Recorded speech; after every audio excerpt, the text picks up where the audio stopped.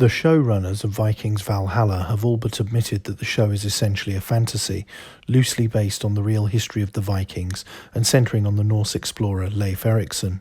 Erikson was the son of the fearsome Eric the Red, and it is now beyond doubt that he reached the North American continent more than 400 years before Columbus. But it is another character that has caused some debate among fans and history buffs alike.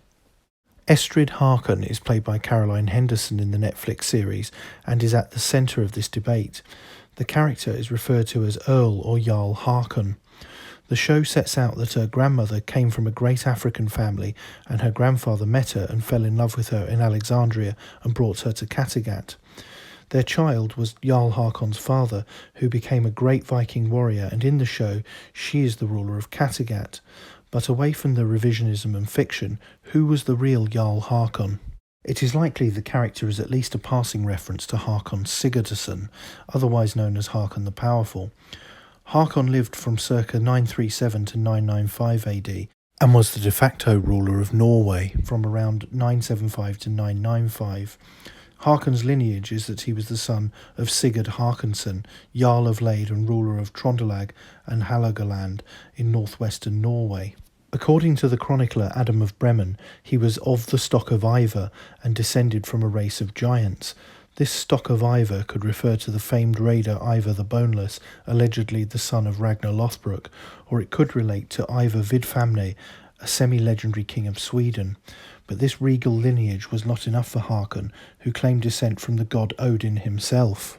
He has this in common with other nobles of the era, even those of the Anglo-Saxons who euhemerized Odin, or Woden as they called him, thus making him not a god but an ancient king.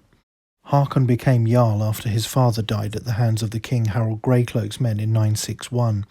Haakon maintained a blood feud with Greycloak until he was forced to flee to Denmark, where he became close to Harald Bluetooth, and both conspired against Greycloak. Their plans reached fruition in around 971 when they arranged his death. War broke out between Haakon and the surviving brothers of Harald Greycloak, but Haakon proved victorious. Following the struggle, Haakon ruled Norway, nominally as Harald Bluetooth's vassal, but in reality he was an independent ruler. At the behest of Harald, Haakon attacked Gotland and killed its ruler Jarl Otto, however. In around 973 to 974, he returned to Denmark to assist Harald in his defence against the Holy Roman Emperor Otto II. Otto's forces successfully opposed an attempt by Harald to throw off the German yoke. After the defeat of Harald, Haakon paid no further taxes to Denmark.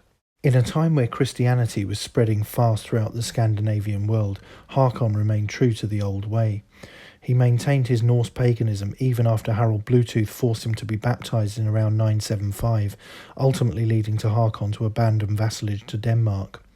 In 977 he received Vladimir I of Kiev and provided the Rus leader with Viking warriors to assist in the retaking of Novgorod.